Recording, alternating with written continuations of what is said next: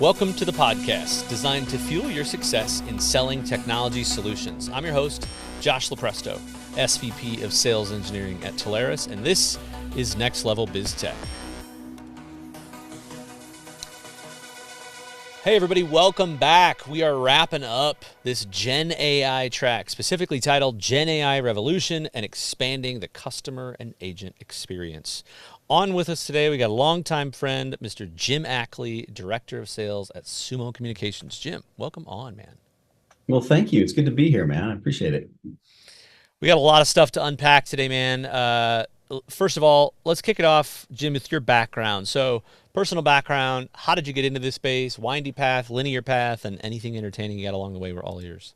Yeah, no, that's good. That's a good question. So, again, thanks for having me on. I think it's interesting the paths that we take. But I started back.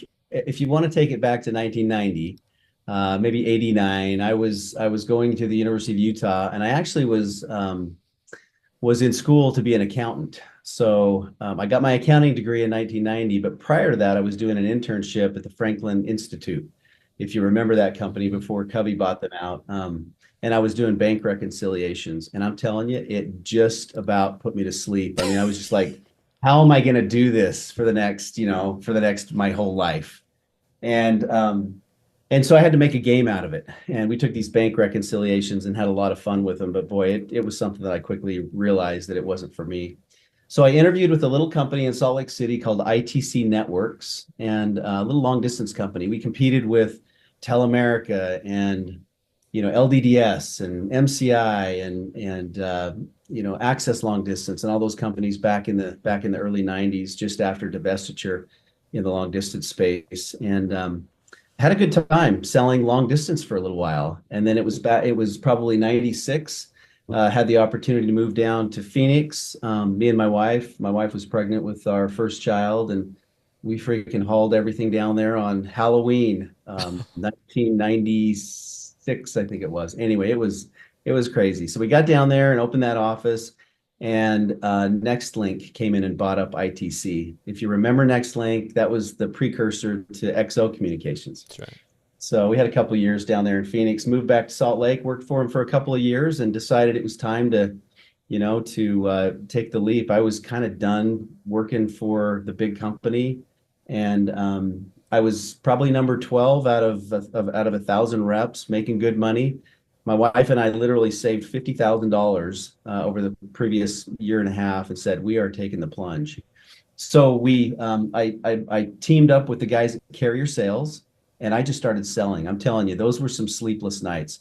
I would wake up literally at 4 a.m. And I would get to bed probably around midnight. And I just did this over and over. I had a little family at that point. We had 2 kids, and another one would come a little later. But it was just a good time to get in there and bust it out. And in about a year and a half, we actually had our income back and then some. And it was funny because at that time, I kind of got the shiny object syndrome, so to speak, and was looking for other ways to make money, and got into real estate. And so from about 2005 to 2009, a buddy of mine and we went out and flipped about 25 houses. Oh, wow. And it was in 2008 that I actually sold my telecom base. And 2008 was not the right year to do that, especially if you're going into real estate, Yeah. So anyway, we quickly got back into the game, and I went to work with Tom McCoy and Rick Du Bois at Xylec, if you remember that little agency out in Draper, and built another base. And I figured, this is probably about 2013, 2014. I decided I was going to get into contact center and try to start selling that. And I quickly found out that I didn't know anything about contact center. And it was tough, because to have that conversation with a contact center leader, it's just complex, and it was a tough situation. So I think I had some success. I worked with the guys over at InContact and just trying to find projects and aligning deals with reps and whatnot. But it just wasn't very satisfying. I was just out looking and finding and turning them over. I wasn't really getting involved with the conversation. So I remember backpacking with a good buddy of mine up in the Wind Rivers in Wyoming, and it was like, dude, I need to go to work for nice. And so I got off the mountain, and 2 days later, I talked to Rusty Jensen over there when he was Yeah. there, and um, and 2 months later, I started at Nice. And I'll tell you, I learned so much about the contact center space. But the thing that was even more valuable, I think, than learning about, the ins and outs of channels and the contact center and how everything fits together and integrations and all that stuff, the big win literally was customer-centric selling. And I know that a lot of big companies have sales training. And I mean, I've been in sales forever. I know how to sell, but to move into a complex sell environment and understand kind of Yeah. what that means, oh my gosh, it was freaking money. So I stayed there. My plan was to stay there for 3 years and then get back into the channel. So learn as much as I could, get back in the channel and just go for it. Well, 2.5 years later, I met Brett Hickenlooper at Sumo Communications, and we just hit it off. The rest is history. And had a really great 4 year run with Brett and the team. And then it was in late 2022, the good folks at OneSource came in and bought Sumo. And so I am supported by OneSource at this point, and they're just great people. And so I'm the only one left, I think, that has the Sumo brand, and that may change. But here in this market, people know us as Sumo, and so it's been Love a it. good run. So yeah, that's kind of my story a little bit. Anything else you want to know? I love it. No, but what I will tell you is Brett Hickenlooper is the only person to ever get me to do a quail egg shooter at a sushi joint. I would only do that for Brent and nobody else. So, That's amazing. no, we love good friend of the family. You guys have got a great name. It's been awesome to kind of see the run and just excited where we go from here. So, well, walk us through maybe let's progress this a little bit, kind of how you go to market now, right? Your role, as you work with customers. Just explain that. Give us a little bit of commercial for Sumo and the team. Yeah, so a lot of it evolves around existing relationships, and we called it Sumo Appleseed in a lot of ways. So with contact center, I mean, there's a lot of movement that happens. So in terms of finding new projects and going out and working with new people, we find a lot of success in just fostering relationships and moving from one company to another where we just kind of follow people around. So I think in terms of just growing the business, a lot of that is organic. I think naturally in the contact center, they just tend to grow over time. I don't know too many contact centers that shrink. Yeah. And with that comes opportunities to sell other products and services like UCaaS or maybe security. I haven't done a lot of security personally yet. I'm learning more about that as we go. But boy, there's things that come up. I mean, even a long distance play with a company, little companies we have a project that we work with out of Salt Lake that does really, really good things in long distance or IoT. We've done some good IoT projects, CRM is another thing. So I think once I've established a good base of customers, it really becomes wrap my arms around them and see what I can do to help in other ways. I mean, I think a big part of it is just developing trust, and I really want to help people Yeah. make the right decisions. I mean, it's important to get it right.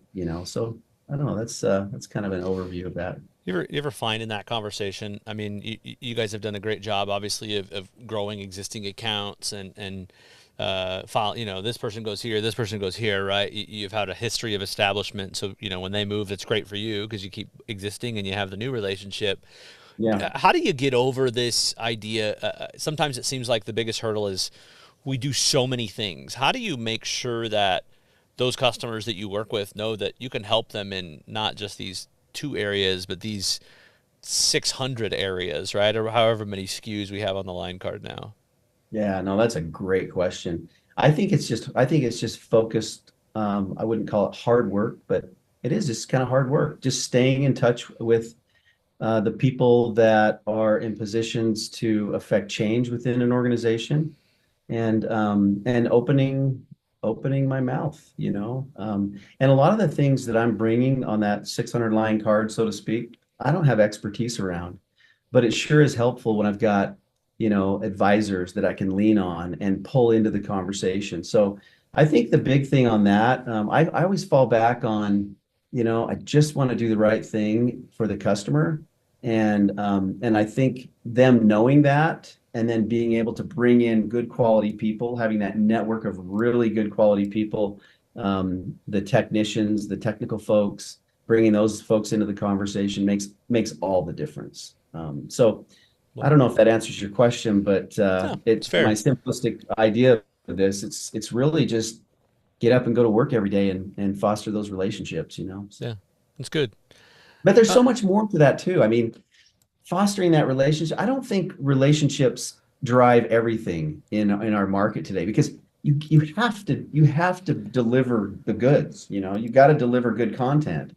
And where I don't know a lot of the content outside of contact center and UCAS, I have to learn it. But bringing good people along it just makes all the difference.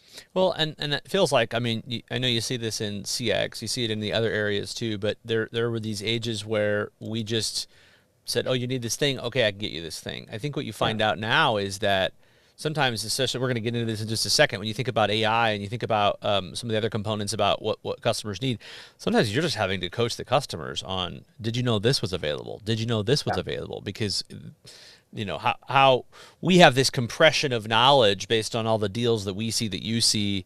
So to us, it's natural. Like, yeah, you need this thing, and they're going, "Oh my Yeah. gosh, I was just starting to Google that. I have no idea." Yeah. Yeah. I feel like a technology Sherpa in some ways. Yeah, yeah, yeah. I love we love the mountainous themes over here. Absolutely. Absolutely. Yes. It's a big deal. So I agree with you. I think that makes sense. All right, so let's talk a little bit about this kind of this AI push. So we got a lot of buzz, obviously, around AI. Mhm. We care about its productization, so that we can help solve these customer experiences. So how do you coach on others to navigate these challenges that all the customers are going to face, right? With regard to CX and AI, customers are just going to get stuff thrown at them left and right. Where's the greatest opportunity, and how do we navigate that? Oh man, great question. Well, first of all, I think the AI kind of shift and the push towards AI, I think it's been here for a while actually. And I don't think we realize how much it's been here. You talk about integrations to CRM and ticketing systems and all the different integrations for reporting and I mean those are AI kind of functions. And I feel like it's been around for a long time, and now it's starting to kind of accelerate. And I'll get into some specifics here in just a second, but it does feel like it's starting to accelerate with Chat GTP 4.0, I don't know, Omni or whatever you call it, Yeah, and yeah, yeah. Claude. You talked about I think you brought up earlier Copilot, and Hmm. OpenAI, all these things. I mean, with the LLMs, it's just starting to kind of accelerate to where, before it was more of a very narrow scope, and now it's becoming more general and more broad. Who knows where it goes with this like super scope? Geez, I mean, I don't even want to pretend that I know kind of where it's going as far as that goes. But to kind of pull it all together, I think it's about identifying where there are opportunities to do the things that we've always been trying to do, which is save time, save money, be more efficient, create a better customer experience. Um, those are fundamental and basic things that I don't think are ever going to change. And technology is just helping us to do those better and better and better. Like summarizing a long conversation so that you can save time for an agent, so they don't have to sit there and type it out with their after call work timing. It Hmm. just saves so much time, like scoring as opposed to 3 or 4 interactions on an agent every week. Maybe it's all of them now. Let's pull it in and let the AI do the hard work as far as that goes, and let managers do what they do best, which is connect with people and train and all that kind of stuff. I think improving accuracy around CSAT is huge. These are very specific things that we have great companies in the portfolio that do this, and they do it really, really well. I was just on the phone with a chatbot yesterday with Delta, just trying to change a flight, and how much better they've become with the data they already know about me. Yeah, I mean, in 3 minutes, I can change a flight, whereas before it seems like it took 2 hours and yeah. you go out of a meeting. I mean, anyway, things like that are just they're just increasing and improving, customer experience. I think there's a lot to be said for authentication, which is something that's been around for a long time, but AI is starting to make it more like, well, just hear my voice. I mean, voice authentication has been Yeah. around, right? Yeah. But it just is getting better and better and better. Using a virtual agent, it's a huge opportunity to just, I don't know. I just think there's Yeah. a lot that can be done. So It's good. All right, let's talk about. I want to hear a good lesson learned. Right. You've had a cool path. Walk us back. The last 10, 15, however many years. Anything that you've learned, either a great lesson maybe from a mentor that you've had along the way, or just a hard lesson you've learned yourself. yeah, no, that's a good question. I think probably the biggest lesson that I've ever learned, I just have to go back to my mom and dad. Um, it doesn't relate to any, well, it relates to everything really. But my parents, when I was like 5 years old, they got divorced. And I have three other siblings, so there's the four of us. And man, my parents, when they got divorced, I have to tell you, for whatever reason, I just adore these two people, and I always have. And even though they were apart, it was like I've spent time with both of them, and it just felt like they were amazing parents. They were not helicopter parents at all. In fact, in some ways, it felt like they were kind of out of the picture, which was kind of interesting. I thought it was kind of fun. They let us make mistakes like crazy. And I think the big lesson that my parents, and I remember them saying this, and so it's stuck with me. And I think it's one of those things that stayed with me throughout business and whatnot is, you know, take responsibility. You're responsible. I mean, don't think that anyone else is responsible. And the moment that you start to blame anybody is the moment that you lose your power to act. And it just really has stuck with me my whole life. And I think I've taken that into business and into the way I run my organization and the way I interact with my customers. Hey, if something's going to be done, I'm going to take responsibility. I was just on with a customer today, and it was just like, dang it, that was mine, and I owned it, and it just it just helps us move forward. You know what I Yeah. mean? Yeah. So I don't know. I think that's Love probably that. the greatest lesson I've learned. And I've made a lot of mistakes with deals and whatnot. I'll tell you about one if you want to know about it in a little while here. But yeah, I love it. that's a good lesson for me. So I love it. Awesome. Good stuff. Okay, so let's talk about maybe let's put ourselves in the shoes of the agents in the call center. yeah. What are you hearing, or what are you seeing? Existing customers, new customers. What are the problems that they're trying to solve? Maybe they think AI is going to do it. I guess walk us through maybe some of that agent experience. What you're seeing. Oh my gosh. Agents have such a tough job, and I think they still do. I'm amazed still that an agent will sit down and they've got three screens up and they've got 12 different applications that they've got open.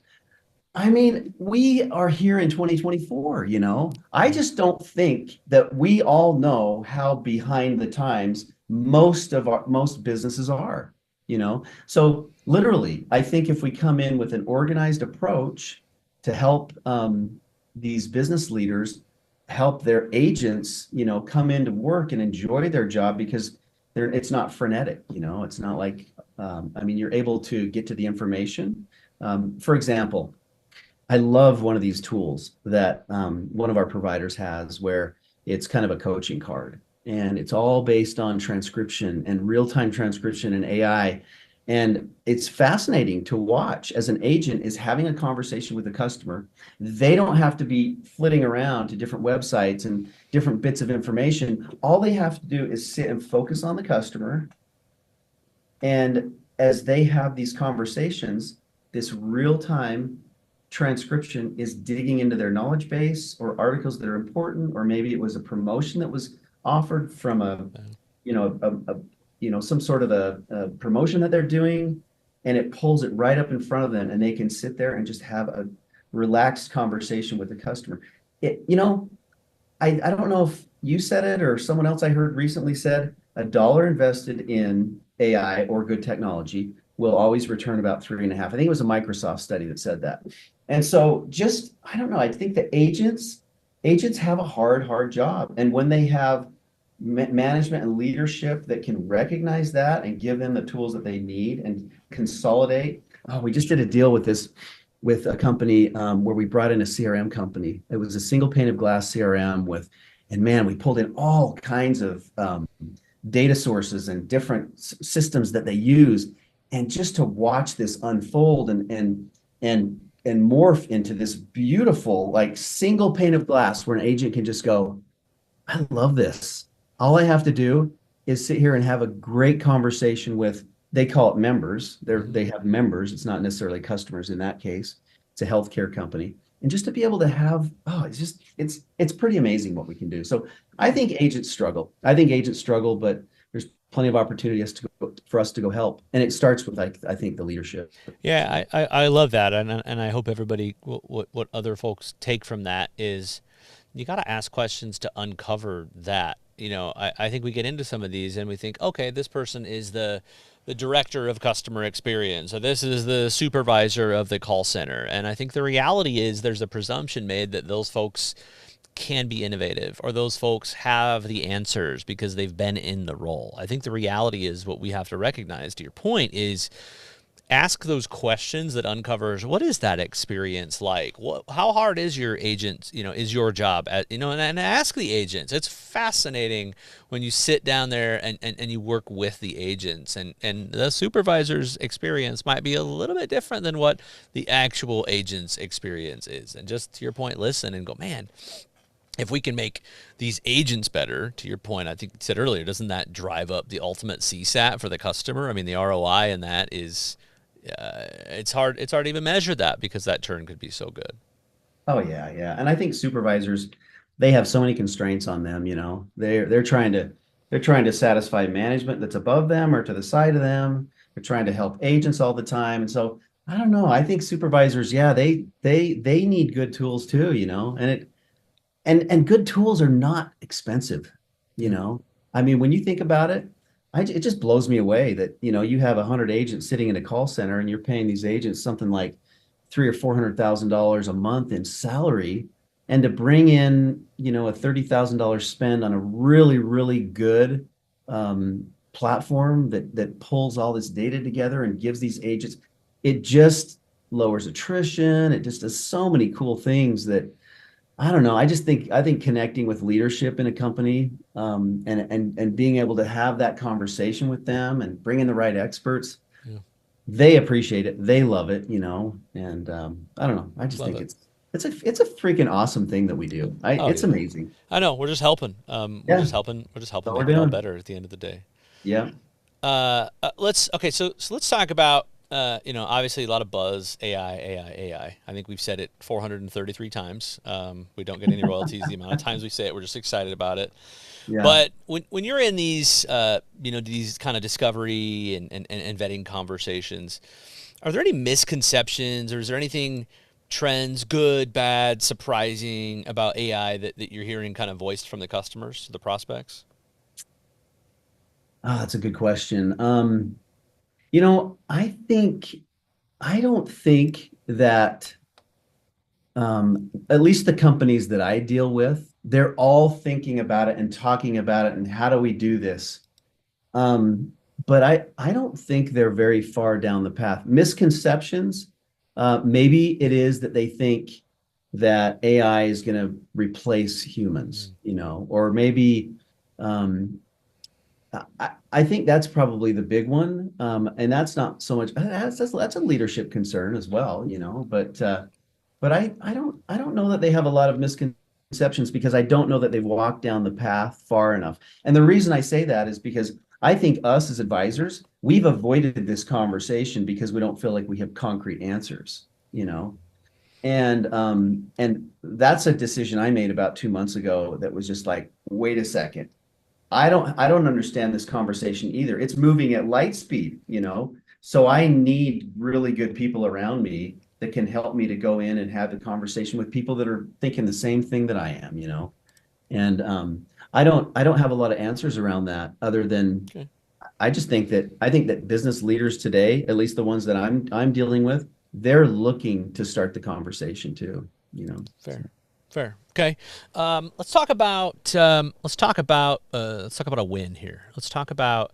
Give me an example. It's my favorite question. Okay, where you got brought in, what were you told the complaint or the problem was? Kind of what did the tech stack look like before, and then really how did that environment ultimately look like after? Yeah, yeah. I kind of want to take this a different direction if you don't mind. Let's do it. I want to talk about actually a loss that I had. Ooh, And ooh, spicy. I yeah, like it. Let's go. yeah, dude, I tell you, we have a lot of wins.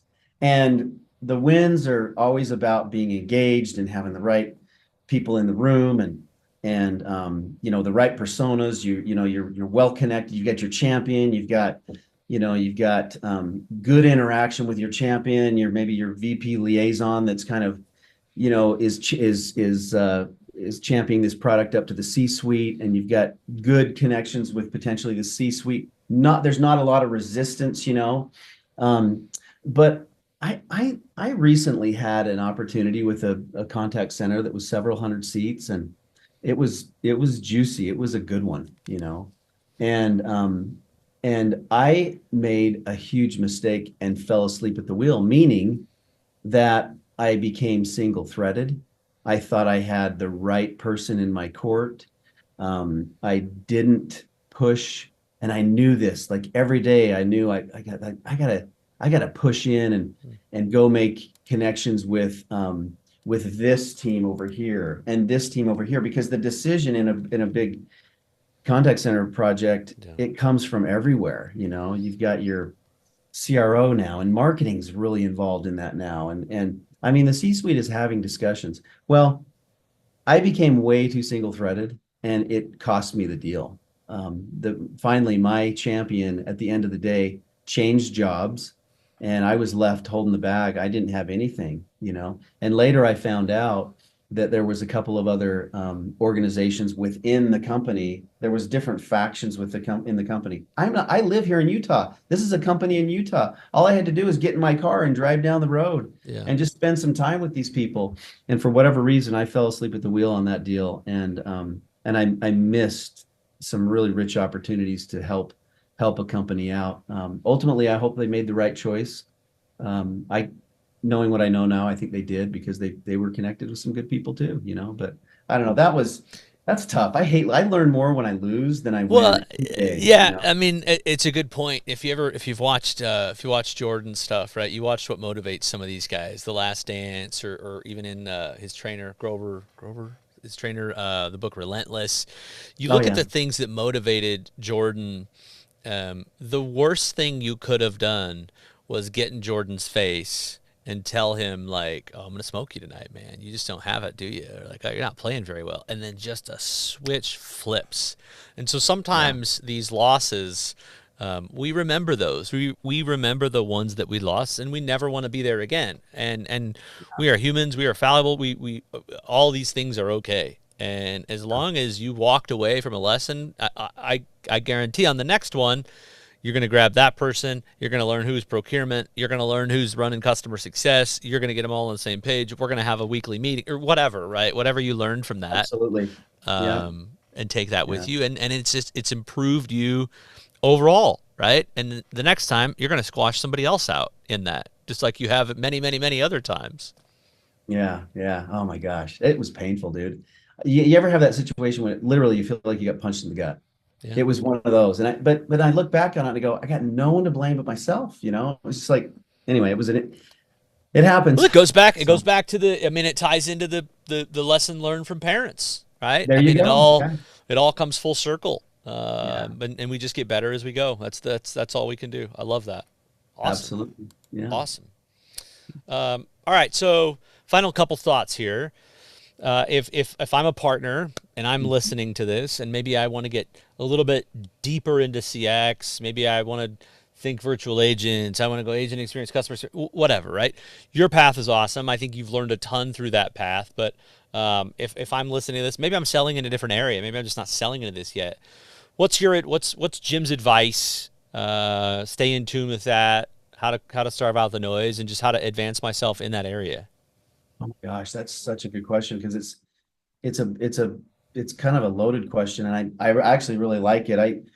I think if someone wants to push into that area, it's complex enough that you need to have the right relationships. You need to have the right team around you.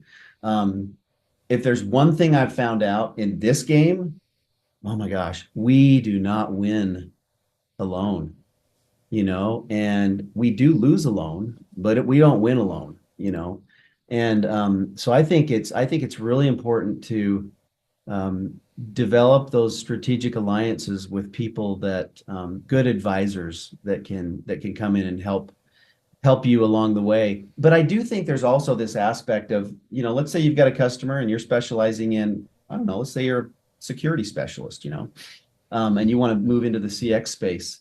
I think there is a lot of value in just being very vulnerable with a customer, just saying, I don't know this space, but I will tell you, I value the relationship that we have, and I value bringing good solutions to your company so that you can continue to succeed.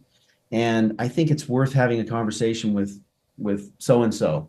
Do you mind if I bring them in? The three of us can have this conversation, and then we can find out if it makes sense to bring a bigger audience in and start talking about how we can help you with, some of the things in the contact center. I think that's a big deal. I used to train sales guys when I was just selling T1s, if you can believe, freaking Yeah. years ago. It was interesting because then it was like, if you know this, and this, these five things, you got it down. It's easy.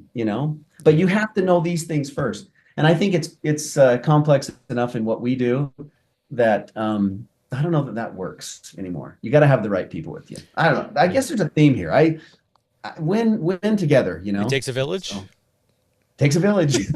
I love it.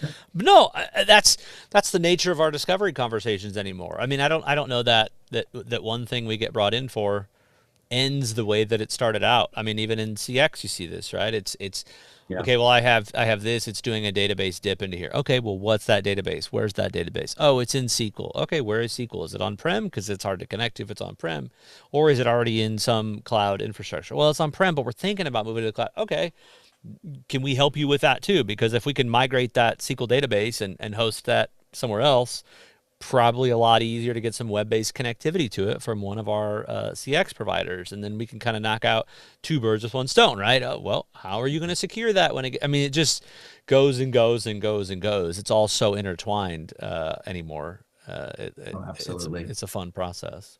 Well, it makes me think like it's two words come to mind: nimble and present. You gotta be able to pivot, and yeah, I don't know. That's a you tell me if there's one project that looks like another one that you've done in the contact center. I can't think No, of one.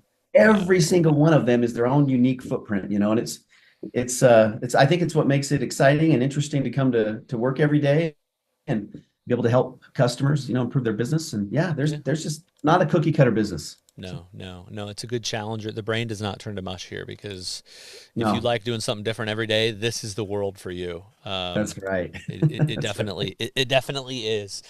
All right, final thoughts, Jim. So let's look at Jim's crystal ball here. So in the next couple years, what innovations would you say you're the most looking forward to, and kind of how do we play a part in that? Yeah. Um, at the risk of being general, and I apologize, again, everything's so specific when you get into conversations with customers or whatnot, but I mean, the way I see it is it's like usable innovation, right? Um, it kind of comes down for me to AI acting like a personal assistant. That's for me personally. Or if you look back into the contact center, for that agent, allowing that agent, like we were talking about earlier, and this is just so key, I think, allowing that agent to be like comfortable, relaxed, present, and really the best human that they could be. You know what I mean? Because boy, when they do that and they feel like they're supported, dude, it's game over. I mean, like Yeah. these people will love to come to work. Maybe that's a relative term, right? But but they'll do a much better job if they feel like they're in that. Gamification is another component of this that I think that AI can do some really cool things. So I don't really think AI is ever going to replace people in the most valuable ways, which is that human to human connection. You know what I mean? Yeah, I love it. I love it. Usable. I love it. Really, you have a way of bringing it down to very simplistic terms that we just listen and go, oh, well, yeah. Why didn't I think of that? That makes sense. So, love it. Awesome stuff, man. Man. That wraps us up, Jim. I really appreciate you coming on. It's been a good conversation. Talked about a lot of good stuff. Again, thanks again, man. Oh, thank you. It's a pleasure. I really appreciate what you and Talaris and the team do in the market. You guys have developed something pretty special, and look forward to working together for a long time. Love it. Well, that wraps us up for today, everybody. Remember, as always, wherever you're listening from, Spotify, Apple Music, make sure that you're subscribing so you get these notifications. We drop these things every Wednesday so you can get them and just have that leg up against your competition. So, Mr. Jim Ackley, Director of Sales at Sumo Communications. I'm your host, Josh Lopresto, SVP of Sales Engineering at Talaris. This has been the Gen AI Revolution, expanding customer and agent experience. Until next time. Next Level BizTech has been a production of Talaris Studio 19. Please visit Talaris.com for more information.